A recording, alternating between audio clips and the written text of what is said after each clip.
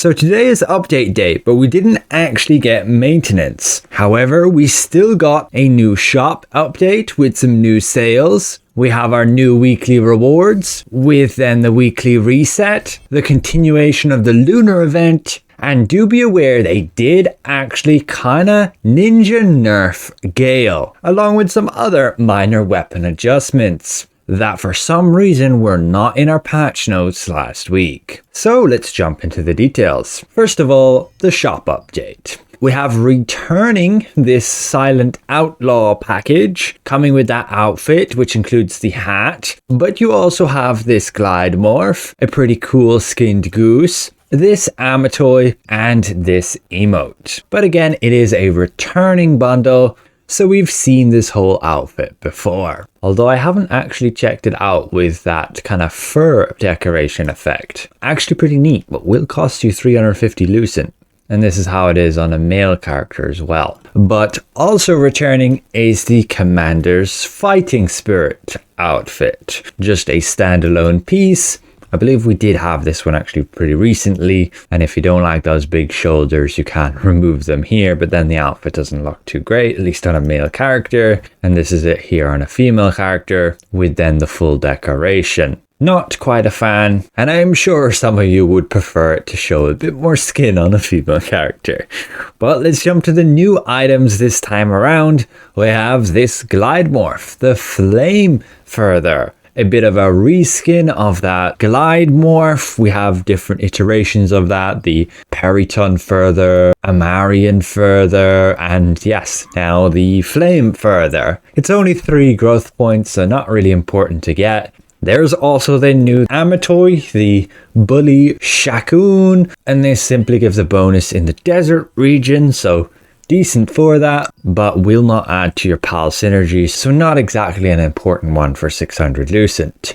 And that's about it. We still have another 6 days on all of those Azure Moon weapons, somewhat befitting the Lunar New Year, and we still have the ability to buy the Lunar Serpent Silk outfit, which is honestly a pretty good one, especially here on a female character. But that's it for the shop. We still don't yet have the monthly reset for the Ornate Coin shop, but be aware that should be upcoming in 6 days. So you have 1 week left to take advantage of these monthly sales. Be sure to grab most of these items, including the skill books, growth stones, extract stones, and ink. Particularly the ink, as it's a very rare resource. The rune chests here are a pretty decent deal. The do is kind of meh, you only get 40 of it, and they're only 10,000 points. And the Omnipotence growth books are great. You can always dissolve them into your standard skill growth books, so definitely get them. And you can indeed get this morph. It's actually bugged right now and does give you 15 growth points. So if you want to level up your swim speed, that's a viable strategy to buy that, but I assume it'll get fixed at some point. So personally, I'm not going to bother, and otherwise both the morph and this Amitoi are not really necessities again. And there are a lot of ornate coins which you could just be better off saving for these other valuable rewards. Wait till next week, we'll get reset again. But now let's jump to the sneaky weapon adjustments that they actually did last week, which we weren't really made aware of. From the patch notes, all they really said was they fixed Gale Rush on Spear. But in fact, they've significantly changed the Gale effect. Now it requires 25 stacks, but yes, does deal more damage. You can see the details of that here when Korea got this adjustment. It affects both Longbow and Crossbow in different ways. They do both require 25 stacks now, but Longbow will deal 375% plus 113 base damage, versus Crossbow is going to deal now 375% plus 75 base damage. This is differing from what it was at only needing 10 stacks, so you could much more easily explode it on your target, but it also dealt less damage. If you want to look at the exact math on that, you will find the overall damage output has not changed at all. you can simply do 150% plus 45 divided by 10 and then multiply that by 25, and this is the exact value you get. So it's actually a nerf. You now need 25 stacks, but yes, you can still output the same amount of damage. It just takes longer to get there. That can be more problematic, honestly, for Longbow because they have less attacks.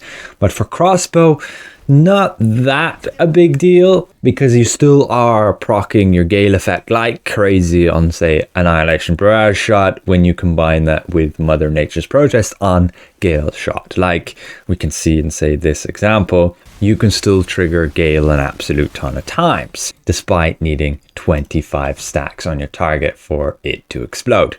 But if you wanted to, say, have Gale on Quickfire, it's, a lot harder to trigger now. You have to cast an absolute ton more of those quickfires in order to actually get it to explode. Like if we cast 3 quickfires here, we only get to like 14 stacks on our target. Give or take, it's going to depend on offhand double attack chance, but that just shows you can no longer trigger Gale with that combo versus where you easily could before. So it's honestly a bit of a nerf, and I assume that's going to affect the bow even more, with, say, strafing no longer reliably actually being able to trigger Gale at all, unless you're playing like Crossbow Longbow. And then yes, you can have the Mother Nature's Protest and other abilities which can also then all trigger Gale. But the main reason I believe behind this change is for how the meta is on Korea. They have like tier 2 archboss weapons with the notorious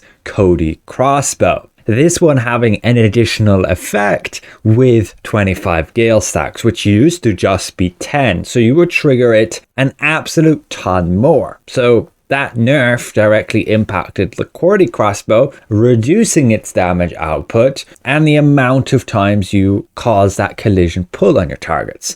Now don't get me wrong, the crossbow is still insanely powerful. You can ask anyone who dedicatedly plays the Korean server, but it is, again, kind of a sneaky change that might not have been intended to be implemented for us, because they didn't add it to our patch notes. Now on top of that, which is honestly a good thing, the staff did get the new specialization on Fireball Barrage, if you didn't notice, Directional Tempest, so you can cast this Fireball Barrage while still moving. Specialization points, always good to have more mobility. And the sphere adjustments, these were stated in our post with regards to the Gale change and that fix. And I assume these other abilities were also fixed, like Malice Surge properly triggering on all the damage you take from monsters and players. And yes, we did get clarification on then Janith's Rage, that it specifies a 6-second duration. But yeah, just be aware of that Gale change. It can be a bit of a nerf already for us, despite not having tier 2 and not having the Cody crossbow, but I guess it's in prep for that. But jumping to our weekly resets, we have our weekly missions. Be sure to reveal your rewards, and it's very likely you're just going to want to go for those runes. At least if you don't already have level 60 runes. Be sure to double check your guild rewards here, as again, it still has the drop chance for the Band of Universal Power and the Belt of Bloodlust. Both pretty valuable. Again, if you don't need anything here, you don't need runes anymore, absolutely start stocking up on trade unlock stones. You probably should have been doing this from the beginning, as you will need an absolute ton of them when we get that tier 2 gear. Unlocking traits on a tier 2 weapon costs you a whopping 200 trade unlock stones. And on any tier 2 armor piece, that's 100. That's double what we currently have with tier 1 gear, so you will need a lot of these. Just be aware you can craft these using soul shards, getting these packs of 5 and getting these packs of 3. So I'm going with the 150 runes based on what I got here, and I'm happy that I got attack runes, as those have been lagging behind versus the others. Keep in mind your dimensional trials have moved over to Void Waste and Valley of Slaughter, I still need to get a group together and try and clear tier 15 just to get these extra first clear points in order to get all of these. Now, we will at some point be getting purple runes. You can already see this when you check out, say, the synergy list. People are wondering how you can get these bonuses. And some of you were thinking maybe with chaos runes, but no, you're limited to 1 chaos rune per item. You get this error here, this warning, and purple synergy bonuses will only be available to us when we actually get purple runes. Like you see here, you simply put a set of 3 and you get that synergy bonus, which is a little bit more effective than the blue ones with, say, 1 more attribute point and a little bit, say, more attack speed here, or the same of the other bonuses. It has not been confirmed when we're getting purple runes. They recently made the announcement of, yeah, the next big expansion to Landray is coming March the 6th, but it was not stated anywhere that we are getting the level 80 runes, the purple runes. And it's very likely we won't until later on within this expansion. And that's when we'll say get 3-star dimensional trial dungeons, with the next season giving purple rune chests, like here on Korea. Be sure to keep up with the Lunar Event, claim your check-in rewards.